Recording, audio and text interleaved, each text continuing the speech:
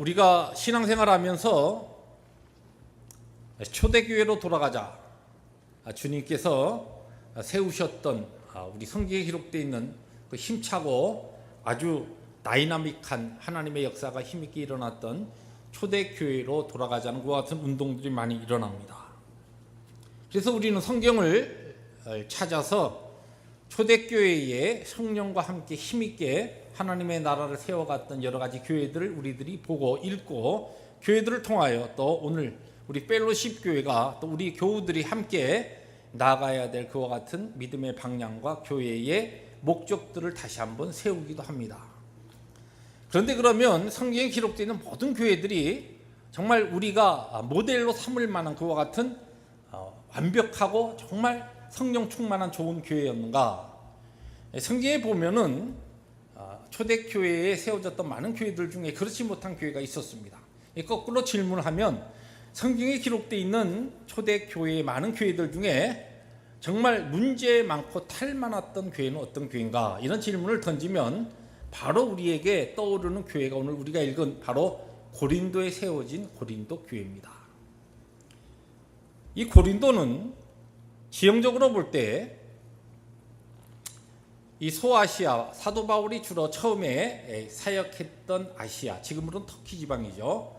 에베소 드로아 이쪽의 건너편에 그 조그만 바다가 있습니다. 그래서 터키에서 그 바다를 보면 야, 요게 바다냐, 에게, 요게 바다야. 그래서 에게해라 그렇게 이름을 줬는데, 그 에게해를 건너서 보면 그 그리스 반도가 보입니다. 지금도 시리아에서 난민들이 터키로 가서 터키에서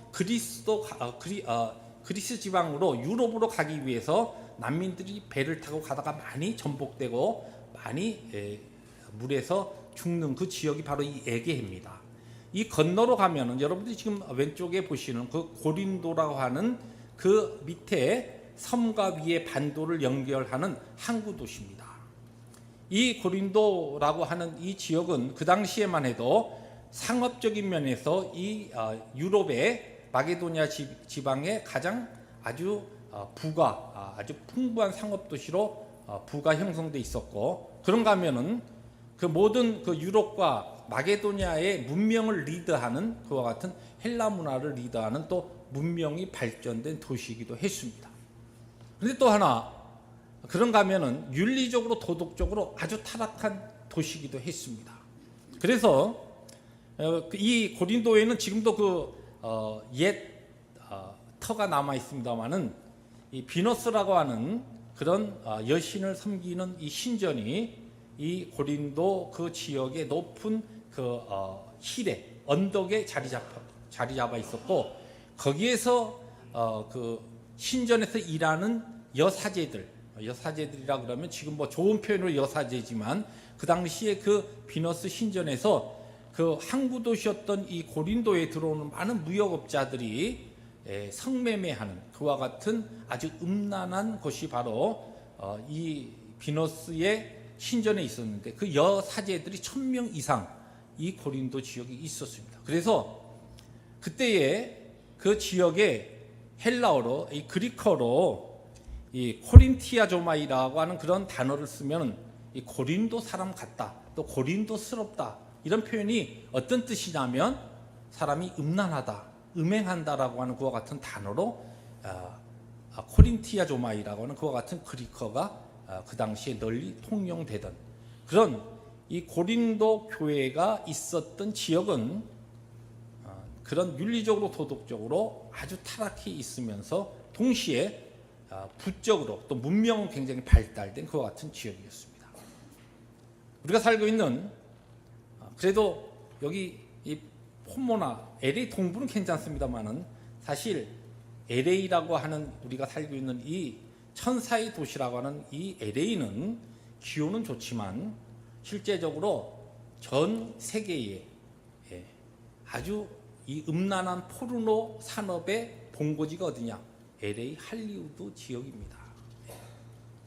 또 우리가 살고 있는 이 시대적으로 우리가 살고 있는 이 실제적인 도시의 환경의 배경과 고린도가 그렇게 크게 다르지 않다, 그렇게 볼 수가 있습니다. 그럼 고린도에 있는 이 교회는 어떻게 세워졌느냐? 우리가 잘 알듯이 사도 바울이 2차 전도 여행을 하면서 이 고린도에 가서 거기에서 자신과 같은 이 직업을 가진 천막을 장막을 만드는 아굴라라고 하는 사람을 만납니다. 그를 전도하고 그와 함께 이제 복음이 시작되면서 고린도 교회가 탄생이 됩니다. 성경적인 기록을 보면 약 한 18개월, 1년 반을 고린도에 지내면서 이곳에서 교회를 세운 다음에 사도 바울이 떠나죠. 그런데 사도 바울이 떠난 다음에 나중에 고린도 후서 10장 10절에 보면 이 사도 바울에 대한 평이 나오는데 어떤 평이 나오냐면 사도 바울은 이 편지를 대할 때는 편지들에는 굉장히 힘이 있는데 실제적으로 직접 대하면 이 말이 언변이 약하다. 그런 표현이 나옵니다.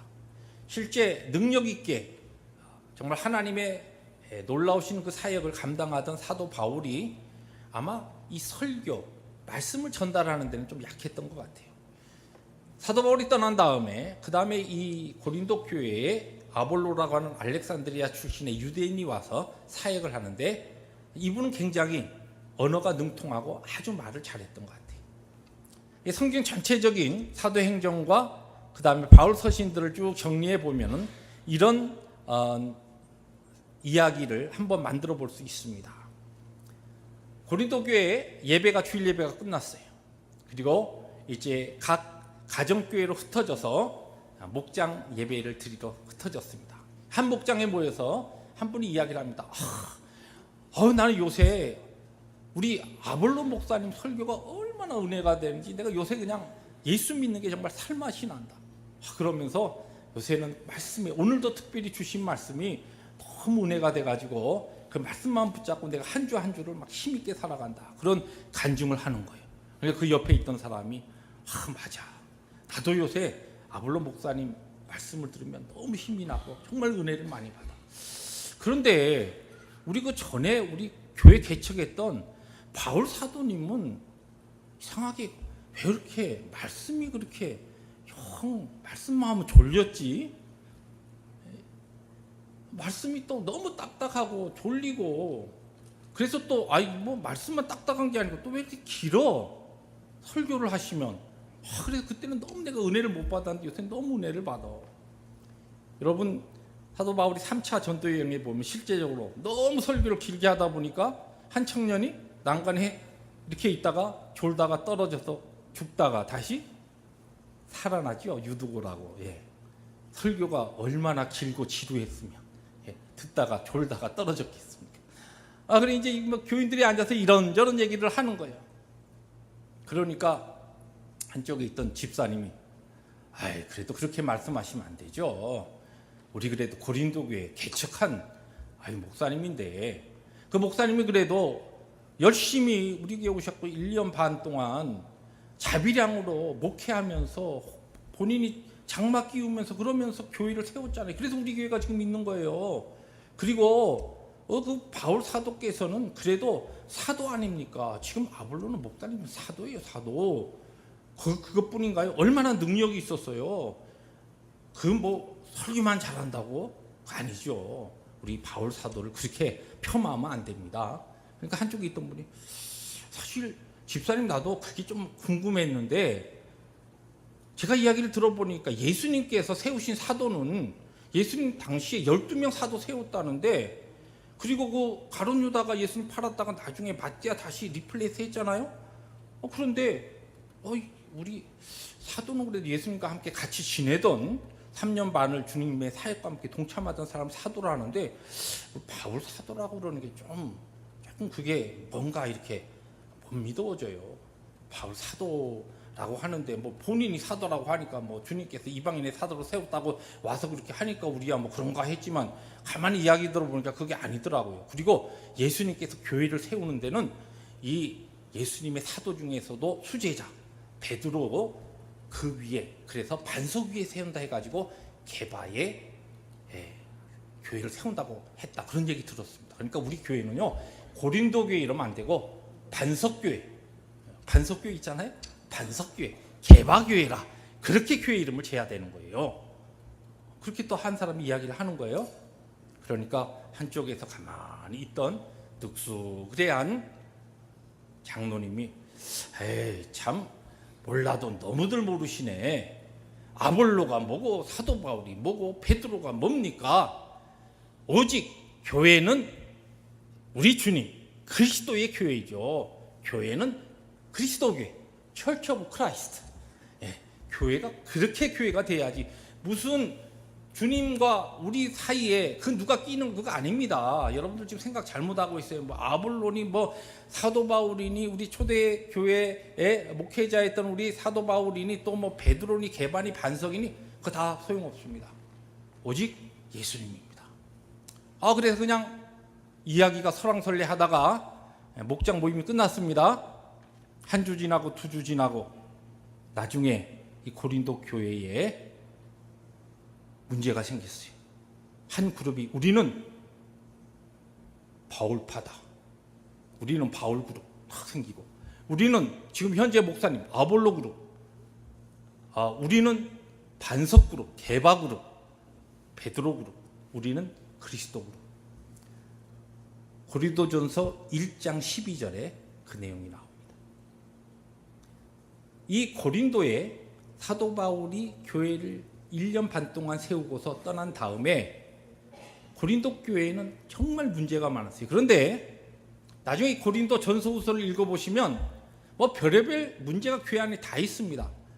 뭐 계모하고 같이 살지를 않는가, 또 지금도 우리가 생각하면 뭐 교회가 이런 모양인가라고 그렇게 의아할 만한 그런 윤리적으로 도덕적으로 타락한 모습이 교회 안에 있었고, 그것뿐만 아니라 또 은사들은 받아가지고 막 방언하고 예언하고 병 고치는 은사들이 있는데 이것이 절제가 안 돼가지고 교회 질서가 완전히 무너진 교회이기도 했습니다. 그런데 사도 바울이 이 교회에 편지를 보내면서 모든 고린도 교회가 안고 있었던 모든 문제, 가장 근본적인 문제, 가장 기본적으로 문제된 것이 무엇이라고 진단했냐면, 고린도 교회를 이루고 있었던 이 교우들이 교회가 무엇인가에 대해서 바른 지식과 영적인 이해가 없었던 것이에요. 그래서 고린도전서 1장부터 쭉 읽어나가면 실제적으로 사도 바울이 고린도 교회에 선포하는 것이 무엇이냐면, 교회가 무엇인가, 주님께서 세우신 교회가 무엇인가라고 하는 것을 쭉 이야기합니다. 그 중에서 오늘 우리가 고린도전서 12장을 선택했습니다. 오늘 우리가 읽은 본문에는 특별히 예수 그리스도의 몸이라고 하는 이 은유법으로 교회를 이야기하면서 실제적으로 그리스도를 머리로 하는 몸이 교회다라고 하는 이와 같은 전제를 가지고서, 이 진리를 가지고 교회가 무엇인가라고 하는 것을 설명합니다. 실제적으로 역사적으로 보면 모든 이 지상교회들은 완벽한 교회가 없습니다. 지상교회는 전투하는 교회이기 때문에 영적으로 사탄과 항상 전투하고, 사탄이 어떻게 해서든지 교회에 세워진, 이 지상교회에 세워진 하나님의 나라를 파괴하기 위해서 부단히 우리의 교회의 교인들을 구성하고 있는 교인들의 가장 연약한 부분들, 약점들을 치고 들어와서 교회를 허물어뜨리려고 하기 때문에 항상 영적 전쟁 가운데 있는 이 지상교회들은 완벽한 교회, 완전한 교회는 절대로 없습니다. 근데 실제적으로 또 교회 역사들을 보면 교회가 어떤 교회든지 한결같이 안고 있었던 근본적인 문제가 무엇이냐면, 주님께서 그의 제자들을 위해서 기도하시고 성령의 충만과 함께 교회를 세우셨을 때 선포하신 그 교회의 한 몸, 하나됨에 대하여 교회가 그것을 제대로 순종하지 못하고 교회들마다 그 문제를 안고 항상 어려움을 당하고 있다는 것입니다. 실제적으로 고린도 교회의 가장 근본적인 문제는 무엇이냐? 교회가, 고린도라고 하는 이곳에 세워진 교회가 열심도 있고 은사 체험도 있고 또 많은 능력도 행하는 일들이 일어나고 있는데, 그럼에도 불구하고 교회가 여러 가지 교회 안에 밑바닥에 금이 쫙쫙 가가지고 한 그룹은 바울파, 한쪽 그룹은 아볼로파, 한쪽 그룹은 게바파, 한쪽 그룹은 그리스도파. 파파 하니까 어떤 분이 그랬어요? 쪽파, 양파, 대파. 모든 파는 그러나 그리스도 안에서 하나다. 파로 다 나눠져 있었어요. 근데 실제 교회가 크든지 작든지 이 지상교회는 이 교회의 본질적인 문제를 안고 있다는 것입니다.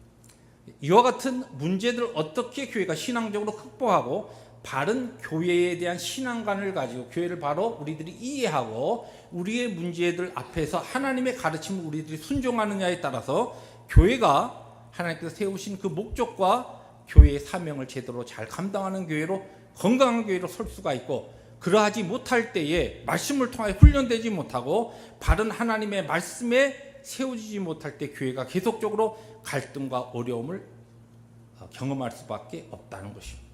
그런 의미에서 오늘 우리가 읽은 본문을 가지고 오늘 특별히 사도 바울이 고린도 교회 이야기하는 교회의 바른 세 가지 요소와 모습들을, 또 우리가 알아야 될 진리들을 살펴보려고 합니다.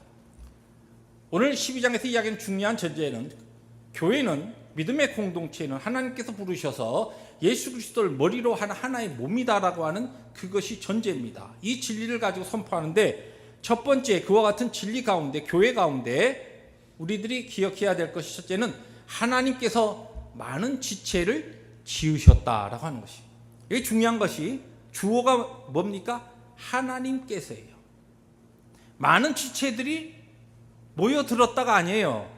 하나님께서 많은 지체들을 지으시고 그들을 교회에 두셨다.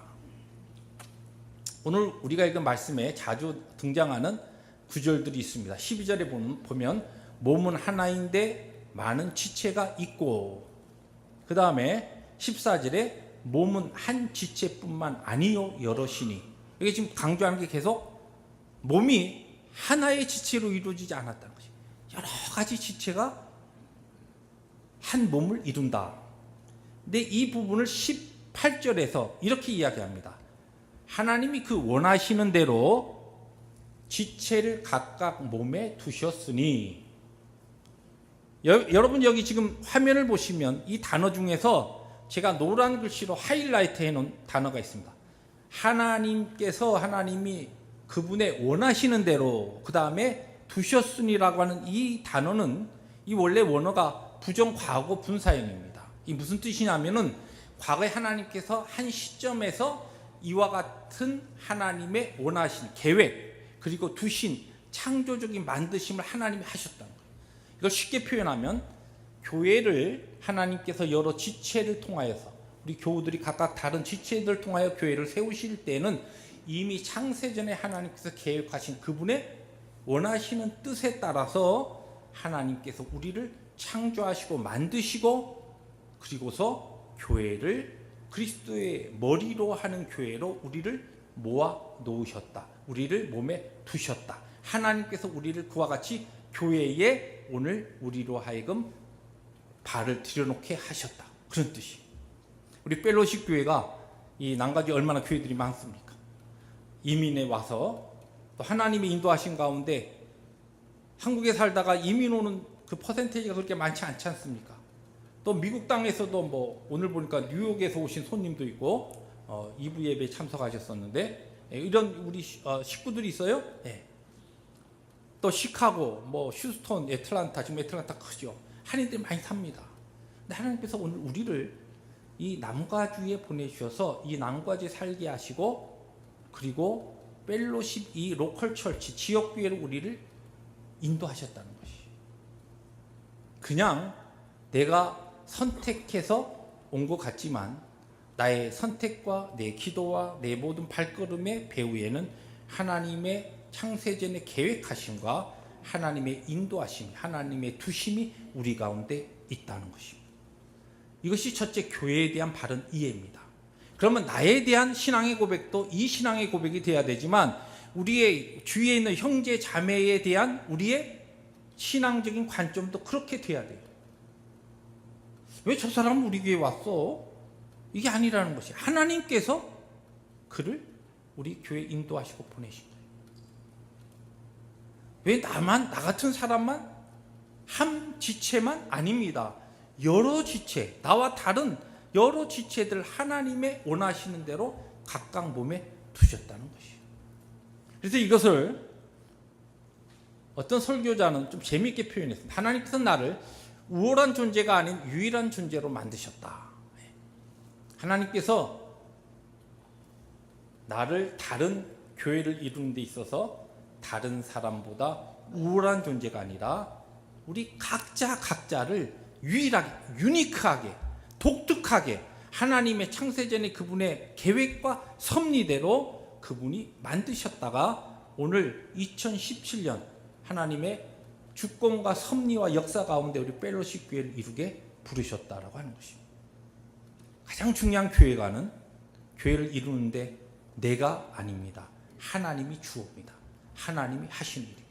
하나님의 역사입니다. 하나님의 섭리와 하나님의 주권입니다. 여기에 대한 신앙 고백이 교회에 대한 우리의 신앙 고백의 가장 중요한 믿음의 고백이 되어야 한다는 것입니다.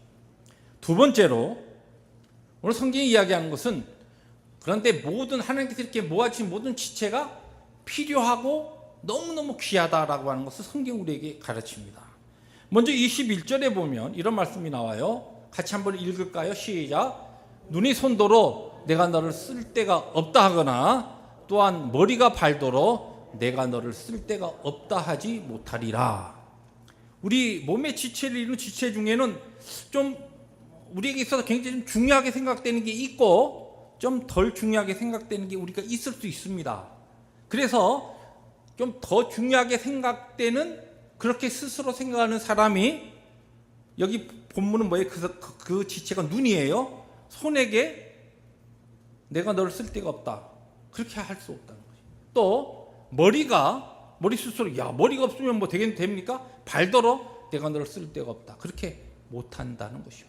우리가 교회를 섬길 때 내가 교회에 이만한 하나님의 부르심 앞에서 이런 직분과 또 교회의 오래된 섬김의 이 히스토리를 가지고 내가 교회를 지금 이렇게 섬기고 있는데 저 사람은 아니 뭐 교회 와서 뭐 겨우 예배 드리고 가는 것도 그것도 힘들어 가지고 저런 사람이 왜 하나님께서 우리 교회에 함께 넣으셨나? 이렇게 절대 할 수 없다는 것이. 하나님께서는 우리 눈에 볼 때 우리 스스로의 판단과 기준에 하나님에게 정말 필요한 사람, 어떤 사람은 덜 필요하다고 생각해서도 안 되고 성경은 그렇게 여기지 말라는 것이. 여러분 우리가 미국에 와서 살다 보니까 자동차를 타고 다닙니다. 자동차 자동차를 이루는데 부속이 몇 개가 들어가느냐? 몇 개에 들어가겠어요? 한 2,000개? 한 5,000개? 한 10,000개? 자꾸 올라가죠?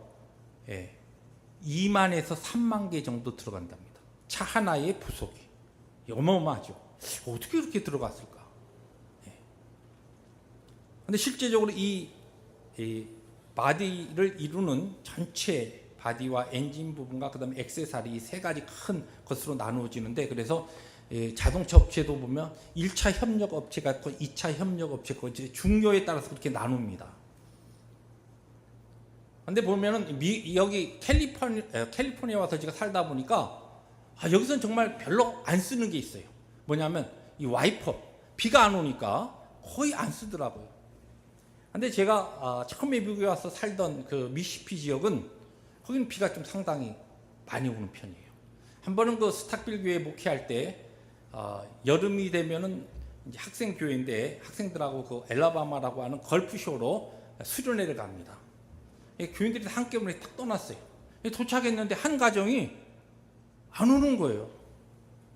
2시간이 됐는데도 안 오더니 나중에 나타났어요. 막 걱정했죠. 분명히 같이 출발했는데 2시간 이상 안 오니까. 그래서 왔어요. 도대체 어떻게 된 거냐고. 왜 이렇게 사람들 막 가슴을 조마조마하게 만들고 도대체 무슨 일이냐 했더니 글쎄 오는데 갑자기 거기는 이 샤워 소나기가 뭐 시도 때도 없이 확 부었다가 사라졌다 그러거든요.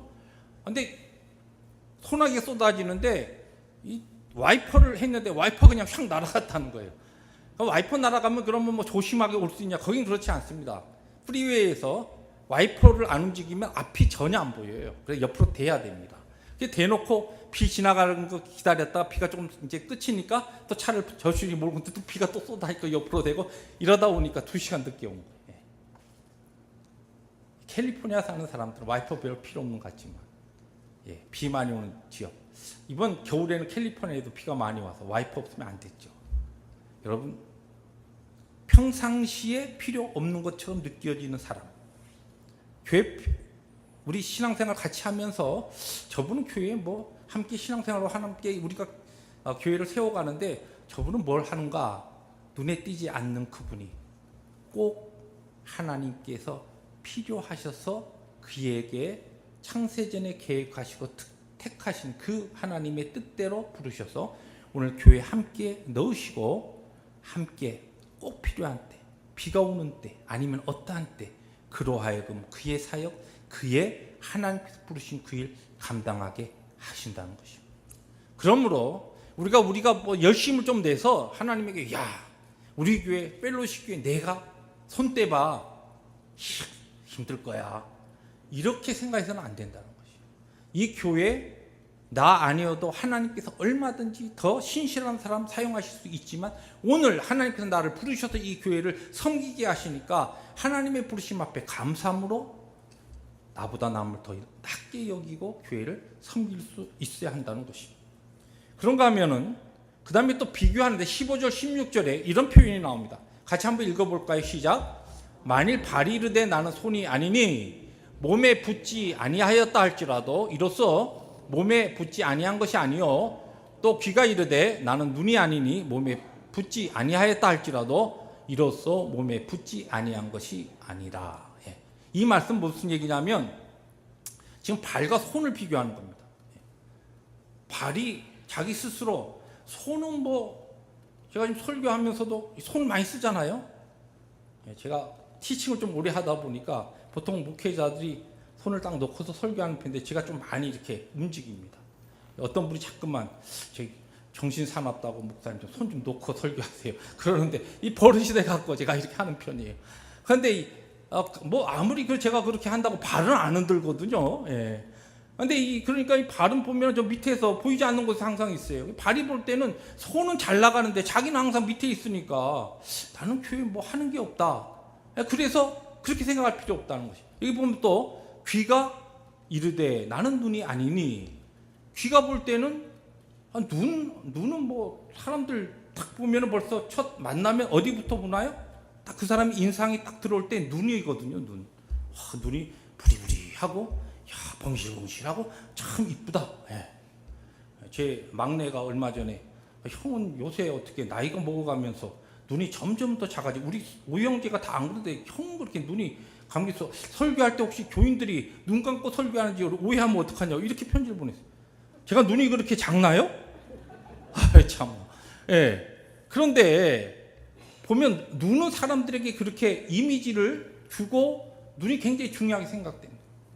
이 귀는 상대적으로 그렇게 표가 안 나거든요. 뭐 그 사람 첫 이미지가 뭐 귀를 보고 내가 참 뭐 그 사람을 뭐 특별히 봤다 이런 말 없거든요. 첫눈에 반했다 이런 말이 있어서 첫 귀에 반했다 이런 말 못 들어봤잖아요. 귀가 잘생겨서 반했다 이런 말 없습니다. 절대. 그런데 이 귀가 볼 때는 눈한테 자기가 굉장히 위축되는 거예요. 뭔가. 그렇지만 이게 뭐예요? 귀도 그리스도의 몸에 붙어 있어요. 그 무슨 하나님께서 그리스도를 머리로 하는 교회에 우리를 밀어넣으셔서 한 지체되게 하셨다. 눈만 하나님의 구속받은 하나님의 백성 아니고 구원받은 자가 아니라 너도 귀도 발도 하나님의 계획대로 중요하게 하나님께서 필요해서 뜻이 있어서 우리를 부르시고 우리를 하나님의 교회를 세우게 하셨다는 것이에요. 오늘 내가 여러 가지 환경과 형편이 참 여러 가지 제약돼서 주님의 교회를 섬기는데 참 옆에 분은 막 열심히 섬기고 기도도 열심히 하고 나는 이렇게 못한다. 그렇다고 흉놓을 필요가 없어요. 하나님께서 은혜를 주시면 나도 열심히 할 거 아닙니까? 또 그렇게 하기 사모하면서 내가 나갈 겁니다. 그런 마음을 가지고 하나님께서 나를 이 펠로쉽게 심으신 하나님의 뜻과 하나님의 계획이 분명히 있다. 하나님 앞에 충성, 내 자신에 대해서 영적 분명한 확신을 가지고 자존감을 가지고 주님의 교회를 세워가야 한다는 것입니다. 마지막으로 오늘 성경은 우리에게 이 한 몸이라고 할 때 이 그리스도의 몸인 공동체는 함께 느끼는 공동체라는 거죠. 함께 느껴야 된다는 거죠. 26절 말씀입니다. 같이 한번 읽습니다. 시작. 만일 한 지체가 고통을 받으면 모든 지체가 함께 고통을 받고, 한 지체가 영광을 얻으면 모든 지체가 함께 즐거워하느니라. 아멘. 이 함께 고통 당하면 함께 고통, 함께 영광 얻으면 함께 즐거워하는 것이 교회예요. 여러분, 우리가 한 몸이라고 할 때 여러분 그런 경험이 있으시죠? 저는 집에서 뭐 특별히 어지간한 일은 여러분 보기와 달리 뭐 갈고 뭐 하는 거 제 안사람이 많이 합니다. 왜냐하면 저를 못 믿어해요. 뭐 일을 이렇게 시켜놓으면 많이 일을 치거든요. 그래서 본인이 어지간한 걸 해버립니다. 근데 이제 특별히 좀 힘든 거 이런 것은 저를 좀 부르는데, 뭐 예를 들어서 큰 대못을 뭐 박아야 된다, 그건 제가 하죠. 근데 하면 꼭 저는 이렇게 뭐 이렇게 하면 되는데 꼭 아주 힘있게 하다가 꼭 이렇게 한 번씩 때려요. 여러분 그런 경험이 있죠? 딱 했는데 여기 그냥 엄지손가락을 그냥 사정없이 망치로 때린 거예요. 그럼 어떻게 합니까? 아이 뭐야 이거, 아이고 이거 터졌어. 그러면 오른손 딱 때리는 오른손이 가서 왼손 흔들고 붙잡고 빨리빨리 가서 약품 찾아가지고 약 바르고 붕대 싸매고 해요. 그렇죠? 네. 근데 딱 때린 다음에 헤이 오른손이 아이쿠야, 아이 미안해, 그러고 얼른 뒤로 가서 숨고, 아이 왼손 다친 손이 누구야 이거, 너는 항상 이렇게 일쳐? 아니야 뒤에서 숨어서 얘기합니다. 야 내가 그런 게 아니야. 사실은 요새 저 눈이 말이야 노안이 와가지고 제가 제대로 못 봐서 그런 거야. 나는 제대로 쳤는데 하면서 오른손은 뒤에서 숨어서 누나한테 핑계를 댑니다. 미안해. 야야야 병 주고 약 주냐, 가까이 오지 마. 어디서 네가 터져놓고 내 손을 만지려고 그래. 왼손이 그렇게 하고 싸웁니까? 안 그래요. 한 몸이라는 건 뭐예요? 딱 다치고 나면 아프니까 아이고 아파라 그러면서 가서 약품 찾아갖고 붕대 싸매고 다 합니다. 그렇죠? 한 몸이라는 것을 함께 느끼는 거예요. 함께 경험하는 것이에요. 그게 교회입니다. 근데 한쪽에서 힘들고 어려워도 아이고 신앙생활 그동안 교회생활 하는 거 보니까 영 잘 됐다. 그게 교회가 아니에요. 함께 힘든 일 함께 힘들어하고 함께 아파하고 함께 즐거워하고 함께 기뻐하는 것, 그것이 뭐냐? 교회라는 것이. 그 교회로 하나님께서 우리를 부르시고 주님의 몸된 뜻을 이 교회를 통하여 이루기를 원하신다는 것입니다. 우리가 잘 아는 윌리엄 버클리 목사님이 이런 이야기를 했습니다. 모든 봉사는 하나님과 똑같은 자리를 차지한다. 예수 그리스도께서 우리의 머리가 되셔서 우리의 모든 것을 명령하고 주장하고 인도하지만, 그러나 우리의 몸의 지체인 심장, 손발, 눈, 코, 입 모든 것이 같이 함께 협력할 때 그리스도의 몸인 교회가 하나님이 원하시는 정상적이고 건강한 모습으로 세워질 수 있다는 것입니다. 그런 의미에서 어떠한 몸의 한 지체도 필요 없는 것이 없고 덜 소중한 것이 없고 다 하나님의 영광과 부르심 앞에서 우리 모두는 소중한 것이요, 이 소중한 부르심 앞에서 우리들이 함께 주님 앞에 충성하고 순종할 수 있어야 합니다. 하나님께서 주신 또 한 주간을 지내면서 교회가 우리가 하나님의 인도하신 가운데 부름받은 이 펠로십 교회가 어떠한 의미가 있고 어떠한 뜻이 있고 여기에 지체를 이루는 나는 어떠한 교회에 대한 바른 신앙의 고백을 가지고 교회를 섬겨야 되는가.